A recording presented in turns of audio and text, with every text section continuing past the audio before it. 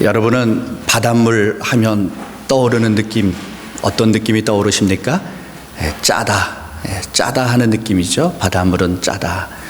정말 우리가 해수욕장에 가서 수영을 하다가 보면은 물을 먹게 되어지는데 바닷물이 짜다 하는 것을 다들 경험해 보셨을 것입니다. 바닷물은 짜다. 그러면 그 바닷물에 소금이 몇 프로 정도 섞여 있을까요? 그 바닷물에 섞여 있는 소금의 양이 얼마 정도 될까요? 100%로 본다면 몇 프로? 그렇게 짠 거 보니까 소금이 굉장히 많이 들어있을 것이다. 그렇게 생각하시지만은 바닷물의 염도는 3.1에서 3.8% 정도 된다고 합니다. 100%에서 3.1에서 3.8%, 그러니까 100에서 3개나 4개 정도의 양이 그 바닷물에 있는 소금의 양입니다. 어떻게 보면 굉장히 작은 양인데 그 적은 양이 바닷물 전체를 짜다 그렇게 평하게 만들어 놓습니다. 오늘 우리 그리스도인들이 이 세상에 살아가면서 우리가 세상의 빛으로 소금으로 삶을 살아가야 되는데, 우리 이 땅에 있는 많은 그리스도인들이 세상에 어떤 영향을 끼치고 있습니까? 요즘 코로나19로 인하여서 안티 기독교, 그들이 아주 득세하는 그런 모습을 봅니다. 그런데 이렇게 교회에 대해서 부정적인 시각과 부정적인 평가를 하는 것을 보면서 저 사람들은 원래 저렇다, 저들은 원래 저렇다, 그렇게 평가할 것이 아니라 그들이 그렇게 기독교에 대해서 많은 안 좋은 소리를 토해내는 것은 우리 기독교의 현재의 모습이 나타나고 있다 하는 것을 우리가 생각해 보면서 우리들 자신을 쳐다봅니다.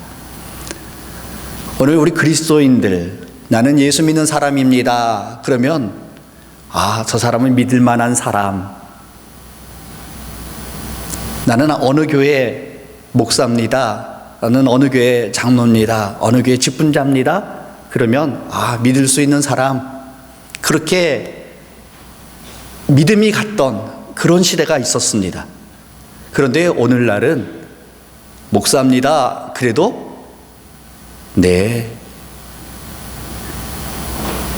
교회 중직자입니다, 그래도 선뜻 믿음을 갖지 못하는 그런 시대가 되어가고 있는 것을 보죠. 그러니 우리 그리스도인들 자체도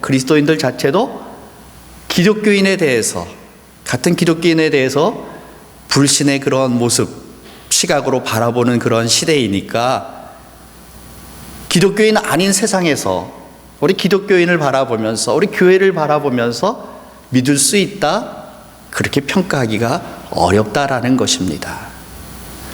우리가 아무리 이게 진리입니다, 이것이 진실입니다 외쳐도 저들은 들으려고 하지를 않습니다.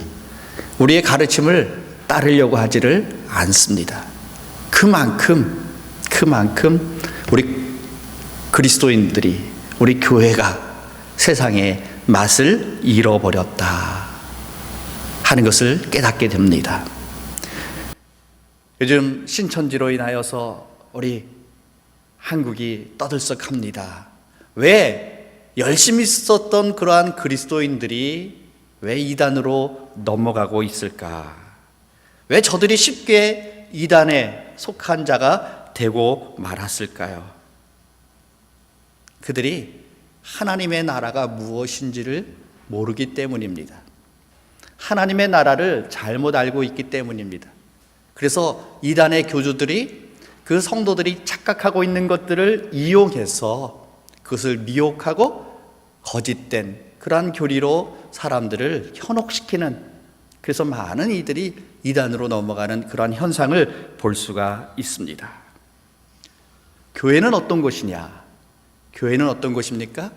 교회는 하나님께서 이 땅에 하나님의 나라를 보여주는 곳이에요. 우리가 하나님의 나라가 어떤 것인가를 경험하는 것이 바로 교회입니다. 그리고 교회를 통하여서 우리 성도들이 하나님의 나라에 속한 자로서 어떻게 사는가, 하나님 나라에 속한 자는 어떻게 살아가는가를 이 교회를 통해서 훈련하고 경험하는 것이 바로 교회입니다. 그래서 오늘 우리 성도들의 삶은 우리가 교회를 중심으로 해서 하나님의 나라를 누리면서 살아가는 그런 삶이 바로 성도들의 삶이에요. 그래서 성도들의 우선순위가 무엇입니까? 우리는 무엇을 첫 번째 삶의 우선순위로 두고 살아가고 있습니까? 마태복음 6장 33절 말씀에 너희는 먼저 그의 나라와 그의 의를 구하라. 하나님의 나라와 하나님의 의를 구하는 것이 바로 성도들의 삶의 제1순위, 우선순위다라는 것입니다. 하나님의 나라는 어떤 나라입니까? 하나님의 나라는 어떤 나라입니까? 누가복음 17장 20절에서 21절 말씀에 보면은 바리새인들이 예수님께 와서 하나님의 나라가 어느 때 임합니까? 묻게 되었습니다. 그때 예수님께서 이렇게 대답하셨습니다. 하나님의 나라는 볼 수 있게 임하는 것이 아니요 또 여기 있다 저기 있다고도 못하리니 하나님의 나라는 너희 안에 있느니라. 하나님의 나라는 멀리 있는 것이 아니고 우리 가까이에 있습니다. 어디에 있습니까? 너희 안에 있느니라. 많은 성도들이 하나님의 나라 천국, 하나님의 나라 천국을 생각할 때 천국은 우리가 이 다음에 죽어서 가는 곳이다, 그렇게만 생각하기 때문에 잘못되는 것이에요. 우리는 이 다음에 우리가 주님과 함께 저 하나님 나라에서 천국에서 누리는 그 기쁨을 어디서 누려야 되느냐? 바로 이 땅에서 누려야 되는데, 이 땅에서 누릴 수 있는 곳이 어디냐? 교회를 통하여서 하나님의 나라를 경험하고, 그리고 교회를 통해서 세상에서 살다가 교회 안으로 들어온 사람이 교회를 통해서 하나님의 나라에 속한 자는 어떻게 살아가는가 하는 것을 배우고 훈련하고, 그래서 그렇게 살아가는 것이 바로 우리 그리스도인입니다. 하나님의 나라는 저 멀리에 있다, 이 다음에 죽은 다음에 가는 곳이다, 그렇게 하는 사람은 이 땅에서 하나님의 나라의 기쁨을 누릴 수가 없습니다. 오늘 우리 모두는 천국을 소유한 사람입니다. 하나님의 나라를 소유한 사람들입니다. 하나님의 나라는 어떤 나라일까요? 오늘 본문 로마서 14장 17절 말씀, 하나님의 나라는 먹는 것과 마시는 것이 아니요 오직 성령 안에 있는 의와 평강과 희락이라. 우리는 생각할 때 하나님의 나라는 잘 먹고 잘 사는 것이라고 생각하기 쉽습니다. 그러나 하나님의 나라는 결단코 그런 나라가 아니다 말씀하십니다. 오늘 하나님의 나라의 세 가지 속성에 대해서 오늘 본문에서 우리에게 말씀해 주고 있는데, 하나님의 나라는 의와 평강과 희락이니라. 하나님의 나라는 의와 평강과 희락의 나라입니다. 그런데 앞에 전제가 있습니다. 우리 다시 17절 말씀을 보세요. 17절 말씀 중반에 오직 성령 안에 있는 의와 평강과 희락이라. 이 의와 평강과 희락은 어디에서 나타나느냐? 바로 성령 안에서 나타난다라는 것입니다. 그러니까 성령 안에 있지 못하면 이 의와 평강과 희락을 누릴 수가 없는 것입니다. 내가 성령 안에 있지 못하면 이 땅에서 하나님의 나라를 경험할 수가 없다라는 것입니다. 오늘 성령 안에 있는 우리 그리스도인들, 하나님의 은혜로 성령 충만을 받게 되어진 우리 그리스도인들이 바로 그 성령의 은혜로 말미암아 이 땅에서 하나님의 나라를 경험하고 하나님의 나라를 우리가 추구하고 살아갈 수 있게 되어집니다. 그래서 성령 안에서 의와 평강과 희락, 이것을 누리게 되어지는 것이에요. 오늘 우리 성도들이 각자 한 사람 한 사람이 성령 안에서 하나님이 주시는 의와 평강과 희락을 누리게 되어질 때 내 삶이 어떤 삶이 됩니까? 천국과 같은 삶이 되어지는 것이에요. 어떤 사람은 내 삶이 지옥 같다, 얼마나 고통스럽고 힘들면 지옥 같다 그렇게 표현합니까? 그런데 성령 안에 있는 사람은 실상 내 삶이 실패하고 병들고 어렵고 힘들어도 주님 안에서 우리는 의와 평강과 희락을 누리면서 내가 주님 한 분만으로 만족합니다, 주님 한 분만 계시면 됩니다, 그렇게 고백하면서 우리는 그 고통 속에서도 천국의 기쁨을 맛보는 삶을 살아갈 수 있습니다. 성도들 한 사람 한 사람이 성령 안에서 하나님의 나라를 경험합니다. 그런 하나님의 나라를 경험하는 성도들이 있는 가정이 어떨까요? 그 가정에서 천국의 기쁨을 누리는, 하나님의 나라를 누리는 삶이 되어지는 것이에요. 그 성도들이 모이는 교회, 그 성도들이 모이는 예배당 안에서 오늘 우리는 하나님의 나라를 함께 경험하고 하나님의 나라를 나누는 그러한 삶을 살아갑니다. 그러므로 오늘 우리는 성령 충만한 삶을 살아야 하는 것이에요. 성령 충만한 가운데 의와 평강과 희락을 나타내는 그러한 성도들. 오늘 우리 이 예배에 함께 하시는 우리 모든 분들이 성령 안에서 의와 평강과 희락을 누리는 천국을 경험하는, 천국의 삶을, 하나님 나라의 삶을 누리는 그러한 성도들 되시기를 주님의 이름으로 축원합니다. 지난주에도 말씀드렸지만은 한국 교회가 이 땅에서 많은 봉사와 수고를 합니다. 헌신을 합니다. 그럼에도 불구하고 세상으로부터 인정받지 못하고 세상으로부터 여러 가지 비난의 소리를 듣는 이유가 무엇이라고요? 우리의 신뢰가 깨어졌기 때문입니다. 왜 신뢰가 깨어졌습니까? 그리스도인들은, 교회 다니는 예수쟁이들은 말만 한다, 언행이 불일치한다 하기 때문에 그 신뢰가 깨어졌다고 말씀하였습니다. 오늘 우리 성도님들은 정말 입으로만 내 삶이 천국 같습니다가 아니라 우리의 입술의 고백도 내 삶이 천국, 하나님의 나라를 누리는 삶이 되어지고 삶의 모습 속에서, 삶의 자리에서 하나님의 나라를 나타내는 그러한 성도들 되시기를 바랍니다. 그러므로 오늘 우리 성도들이 있는 그곳이 하나님의 나라가 되어지고 우리 성도들이 섬기는 이 주님의 몸된 교회가 하나님의 나라가 되어지는 그러한 역사가 나타나야만 합니다. 그러기 위해서는 오늘 우리 성도들 한 사람 한 사람이 성령 안에 거하고 성령 안에서부터 우리 성도들이 시작되어져야만 합니다. 하나님의 나라의 속성 첫 번째가 뭐라고요? 바로 성령 안에 있는 의로움입니다. 성령 안에 있는 의. 성경에 나타나고 있는 정의라고 하는 것은 언어적으로 보면은 뭔가를 바로잡는다 하는 의미를 가지고 있습니다.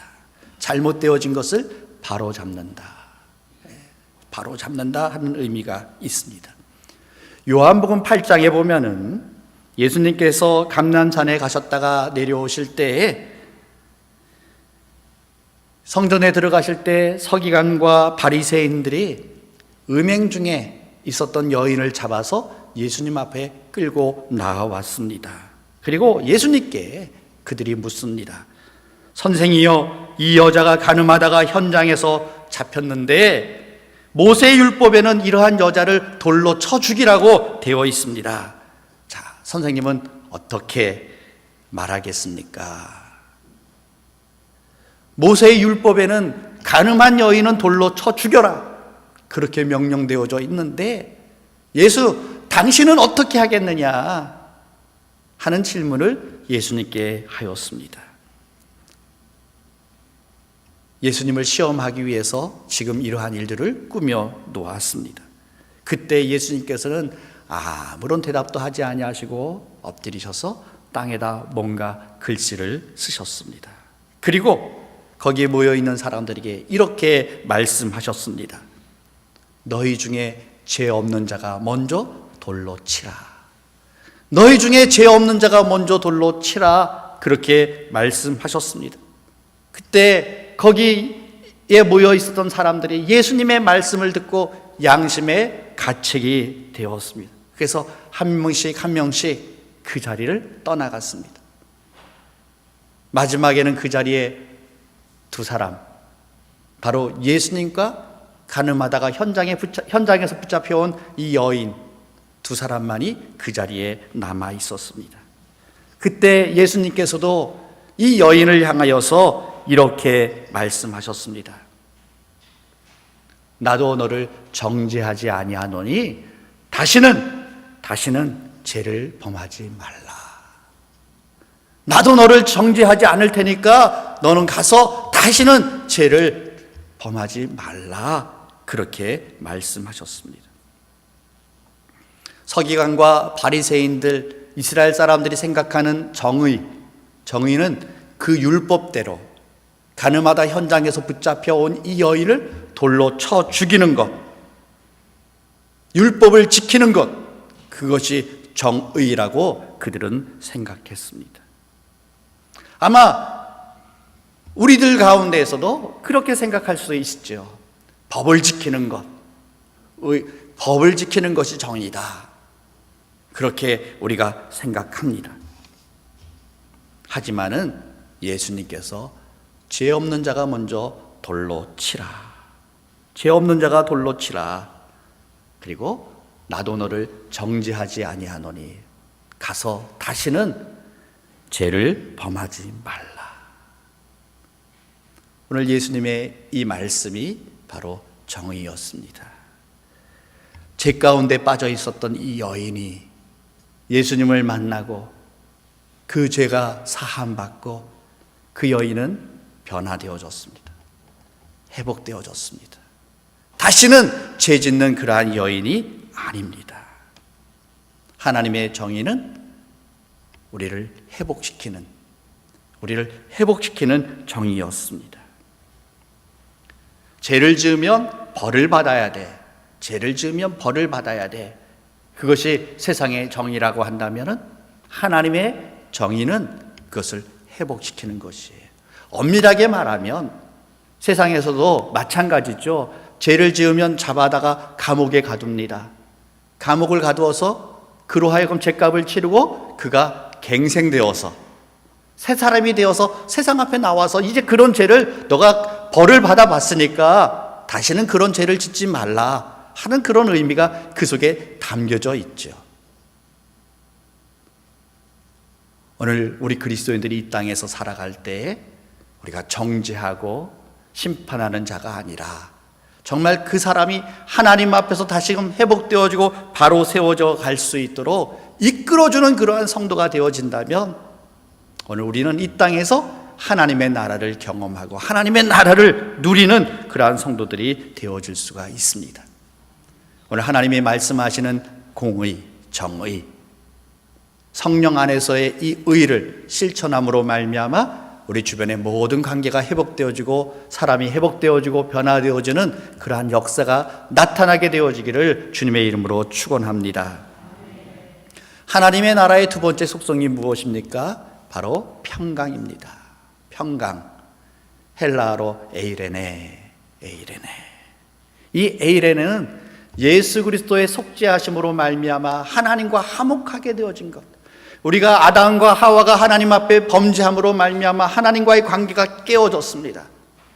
죄인이 되었습니다. 하나님을 피하고 도망하는 그런 자가 되었습니다. 그러나 예수 그리스도로 말미암아 우리는 하나님과의 관계가 회복되어지고 화목해 되어지고 그로 말미암아 죄의 두려움 속에서 사는 자가 아니라 우리는 평강을 누리는 평화를 누리는 그러한 삶을 살아갑니다.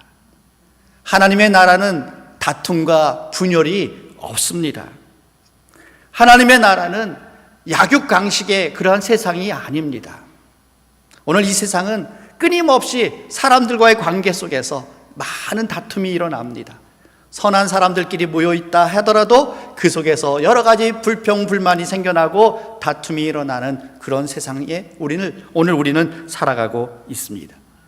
그러나 하나님의 나라는 어떤 나라라고요? 평강의 나라, 평화의 나라입니다. 이사야 11장에 보면은 메시아이신 예수 그리스도께서 이 땅에 오셔서 이제 이 땅에 하나님의 공의가 이루어지고 하나님의 평강의 나라가 이루어졌을 때 어떤 나라가 되느냐, 어떤 모습이 되느냐 말씀해 주고 있습니다. 우리 이사야 11장 6절에서 9절 말씀 한번 같이 읽어보기를 원합니다. 시작. 그때 이리가 어린 양과 함께 살며 표범이 어린 염소와 함께 누우며 송아지와 어린 사자와 살찐 짐승이 함께 있어 어린 아이에게 끌리며 암소와 곰이 함께 먹으며 그것들의 새끼가 함께 엎드리며 사자가 소처럼 풀을 먹을 것이며 젖 먹는 아이가 독사의 구멍에서 장난하며 젖된 어린 아이가 독사의 굴에 손을 넣을 것이라. 내 거룩한 산 모든 곳에서 해됨도 없고 상함도 없을 것이니 이는 물이 바다를 덮음 같이 여호와를 아는 지식이 세상에 충만할 것임이니라. 아멘. 한 폭의 아름다운 그림을 보는 것 같은 그러한 말씀이 있죠. 오늘 이 말씀을 보면은 너무나도 평화롭고 평온한 그러한 세상입니다. 이리와 사자와 표범과 곰과 어린 양, 맹수와 연약한 그러한 동물들이 함께 있어도 거기에 어떤 다툼이나 분쟁이 없습니다. 약육강식이 없습니다. 함께 어우러지고 있습니다. 어린아이가 맹수와 함께 합니다. 독사굴에 손을 넣습니다. 그래도 안전한 곳이 바로 하나님의 나라. 하나님의 나라는 남녀노소 빈부귀천이 사라진 곳입니다. 하나님의 나라는 하나님의 자녀들이 모여서 함께 평화를 누리는 그러한 아름다운 곳이 바로 하나님의 나라입니다. 거기에는 고함치는 소리도 없습니다. 자신의 돈의 힘, 권력의 힘, 명예의 힘, 지식의 힘, 다양한 힘을 자랑하는 그런 자도 없는 곳이 바로 하나님의 나라입니다. 그러므로 오늘 하나님의 나라가 되어진 우리 교회에는 세상의 어떤 힘도 자랑되어지지 아니하고 어떤 이도 서로 어우러질 수 있고 평화롭게 지낼 수 있는 곳이 바로 하나님의 나라된 교회입니다. 세상에서 저 사람이 얼마나 돈이 있느냐, 얼마나 높은 지위에 있느냐, 얼마나 많이 배웠느냐 상관없습니다. 예배당 안에 들어와 있는 우리 모든 성도들, 교회 안에 있는 우리 모든 성도들 다 누굽니까? 하나님께서 천하보다도 귀하게 여기시는 귀한 하나님의 사람들이고 하나님의 자녀들이고 하나님의 작품들입니다. 그렇기 때문에 오늘 우리는 누구든지 어린 아이라 할지라도 그 영혼을 소중히 여기면서 우리는 그들을 귀히 여기고 사랑하고 함께 은혜를 나누는 그런 아름다운 공동체가 되어져야 하는 것이죠. 세상에 달고 있었던 모든 계급장들 다 떼어놓고 하나님의 나라인 이 교회 안에 들어왔을 때 우리 모든 성도들이 아이고 형제님, 아이고 집사님, 아이고 권사님, 우리는 다 존중해야 돼요. 다 소중합니다. 왜요? 하나님이 귀히 여기는 분들이기 때문에, 하나님이 누구보다도 사랑하는 분들이기 때문에 우리는 서로를 사랑하는 그런 사랑의 아름다운 역사가 일어나게 되어지면 그곳이 얼마나 평화롭습니까? 얼마나 아름답습니까? 오늘 우리 강변교회 성령 충만하여서 하나님의 평강이 넘치는 그러한 역사가 나타나게 되어지기를 축원합니다. 세 번째로는 하나님의 나라에 나타나는 속성, 희락입니다. 희락. 하나님의 나라는 즐거웠습니다. 하나님의 나라는 기쁨이 있습니다. 하나님의 나라, 우리 요한계시록에 보면 그곳에는 눈물이 없다고 합니다. 슬픔에 눈물이 없습니다. 죽음이 없습니다. 고통이 없습니다. 하나님의 나라는 기쁨이 있어요. 하나님의 나라는 즐거움이 있습니다. 여러분, 즐겁고 기쁠 때 우리는 뭐라고 표현합니까? 나는 행복합니다. 나는 행복합니다. 그렇죠? 기쁘지도 않고 고통스럽고 힘든데 나 고통스럽지만 행복합니다. 그러지 않습니다. 기쁘고 즐거울 때 우리는 행복하다라고 고백합니다. 그러므로 교회는, 하나님의 나라로서의 교회는 이 속에 무엇이 있어요? 기쁨이 있습니다. 희락이 있습니다. 즐거움이 있습니다. 어떤 기쁨이 있을까요? 예배당에 나오는 것 자체가 기뻐요. 이 코로나19로 인하여서 우리가 함께 모이지 못하는 것, 이것이 얼마나 힘든가. 제가 주중에 항상 문을 활짝 열어놓습니다. 한겨울에만 빼고 문을 활짝 열어놓습니다. 누구든지 오세요. 누구든지 오세요. 이 코로나19로 인해서 문을 꽁꽁 잠가줍니다. 들어오지 말라고. 주님 앞에 나아가는 것, 예배 드리는 것이 얼마나 기쁜지요. 예배 드림에 기쁨이 있습니다. 하나님을 찬양함에 기쁨이 있습니다. 내가 언제든지 도움을 요청할 수 있고 하나님의 뜻을 구할 수 있는 그 기도의 시간이 우리에게 너무나 기쁩니다. 너무나 즐겁습니다. 내가 봉사하고 섬기는 기쁨이 있습니다. 요즘 그 기쁨 우리가 많이 빼앗겼어요. 우리 함께 식탁의 교제를 나누면서 열심히 음식을 준비하신 우리 식당 담당하셨던 분들에게 아이고 잘 먹었습니다. 수고하셨습니다. 그런 모습 보면서 또 함께 기뻐하고 즐거워했던 그런 것들을 우리는 지금 다 빼앗겼습니다. 교회 안에는 그 기쁨이 있어야 돼요. 어린아이들에게 힘들지만은 아침부터 일찍 와가지고 말씀을 가르치고 그 말씀으로 그 아이들이 하나씩 조금씩 변화되어지는 그런 모습을 보면서 기뻐하고, 그들이 믿음의 모습들을 드러낼 때마다 기뻐하고 감사하는 그런 기쁨이 우리에게 있어요. 아침 일찍부터 나와서 찬양을 준비하면서 그 찬양을 통해서 하나님께서 영광 받으시고 우리 성도들에게 하나님의 은혜가 임하는 그런 모습들을 통해서 우리에게 기쁨이 있습니다. 내가 준비되어진 찬양을 하나님께 드린다라는 그 기쁨이 우리에게 있습니다. 내가 세상에 여러 가지 가지지 못하고 누리지 못하여도 나는 주님 한 분만 계시면 만족합니다. 주님 한 분만 계시면 만족합니다 하는 기쁨이 오늘 우리 성도들에게 있습니다. 그래서 바울 사도는 데살로니가전서 5장 16절에 뭐라고 말씀하십니까? 항상 기뻐하라. 빌립보서 4장 4절에 주 안에서 항상 기뻐하라. 내가 다시 말하노니 기뻐하라. 빌립보서 3장 1절에 끝으로 나의 형제들아 주 안에서 기뻐하라. 고린도후서 13장 11절에 마지막으로 말하노니 형제들아 기뻐하라. 기뻐하라. 오늘 우리 그리스도인의 삶의 특징이 무엇입니까? 기쁨이 충만한 삶이에요. 세상 사람들이 볼 때는 기뻐할 일이 없을 것 같은데 우리에게는 성령 안에서 주시는 기쁨이 있습니다. 성령 안에서 주시는 기쁨이 있습니다. 그로 말미암아 기뻐하고 기뻐한다. 사도 바울이 빌립보서를 쓸 때 그가 호의호식하면서 좋은 자리에 있으면서 우리에게 기뻐해라 그런 것이 아니에요. 세상적으로 볼 때는 그는 감옥에 갇혀 있는 그런 모습 속에서도 기뻐하고 기뻐하라. 내가 다시 말하노니 기뻐하라 라고 우리에게 말씀합니다. 이와 같이 성령 안에서 우리는 의와 평강과 희락, 이것을 누리는 삶의 모습이 바로 하나님의 나라의 모습입니다. 이것이 이루어지는 것이 바로 교회입니다. 그래서 오늘 우리 성도들의 삶은 내 개인이 성령 안에서 하나님이 주시는 의와 평강과 희락을 누리는 삶. 그래서 내 삶은 어떤 삶? 천국과 같은 삶이에요. 그런 삶을 누리는 성도들이 모여있는 가정은 어떤 가정이요? 천국과 같은 가정입니다.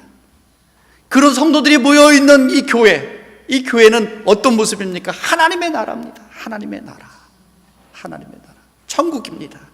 그래서 세상의 여러 가지 고통과 삶의 무거운 짐 속에서 찌들어 있었던 그런 영혼들이 주님의 몸된 교회에 나왔을 때 그들은 이곳에서 무엇을 맛보는 거예요? 천국을 맛보는 거예요. 천국을 경험하는 것입니다. 오늘 18절 말씀, 오늘 본문의 18절 말씀, 이로써 그리스도를 섬기는 자는 하나님을 기쁘시게 하며 사람에게도 칭찬을 받느니라. 성령 안에서 의와 평강과 희락을 누리는, 천국을 경험하는, 하나님의 나라를 경험하는 그런 성도들은 그 삶이 하나님께서 어떻다고요? 하나님께서 기뻐하십니다. 하나님이 기뻐하셔요. 우리가 이 교회에서 하나님의 나라를 나타내는 그런 모습을 보실 때 하나님은 어떻게 하신다고요? 하나님은 기뻐하십니다. 우리가 천국을 경험하는 삶을 사는 우리 개인의 모습을 보면서 우리 주변에 있는 나의 친구들이, 나의 동료들이, 나의 이웃들이 나를 보면서 뭐라고 이야기한다고요? 저 사람은 뭔가 달라 우리를 칭찬합니다. 그런 가정을 보면서 저들이 뭐라고 이야기한다고요? 우리를 칭찬합니다. 우리가 성령 안에서 의와 평강과 희락을 누리는 그 이 교회, 하나님의 나라를 이루어가는 이 교회를 보면서 세상은 우리를 뭐라고 이야기한다고요? 칭찬합니다. 교회가 이 모습을 세상 앞에 제대로 보여주지 못하기 때문에 세상이 우리를 너희들 왜 그렇게 못하느냐고 우리를 질책하는 거예요.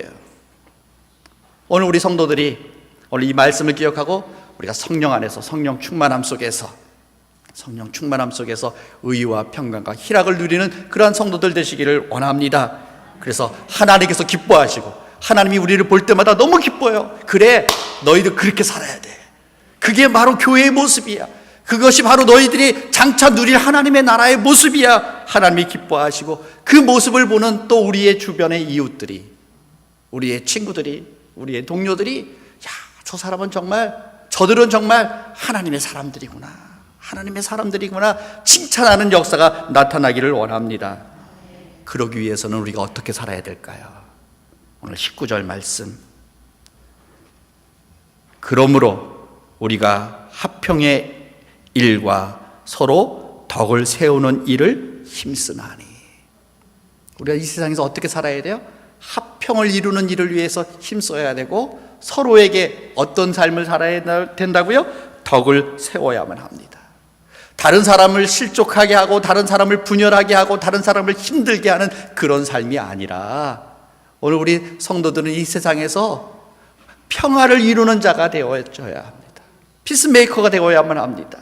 그리고 내 삶이 저들에게 덕이 되어질 것인가 하는 것들을 보면서 나 자신을 점검하는 그런 삶을 살아야 되죠. 그러기 위해서 오늘 우리는 항상 코람문도 우리는 하나님 앞에서, 우리는 세상 앞에 항상 서 있는 자들입니다.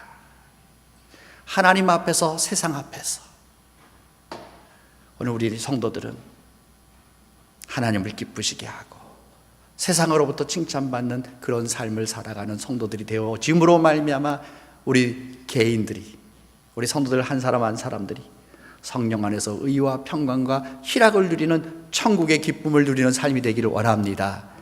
우리 성도들의 가정이 하나님의 나라, 천국의 기쁨을 누리는 그런 가정들이 되기를 원합니다. 오늘 우리 강병교회가, 주님의 몸된 이 교회가 하나님의 나라를 세상 앞에 보여줄 수 있는, 하나님의 나라를 경험할 수 있는, 하나님의 나라의 사람들을 훈련할 수 있는 그러한 역사를 이루어가는 교회로 쓰임받기를 주님의 이름으로 축원합니다.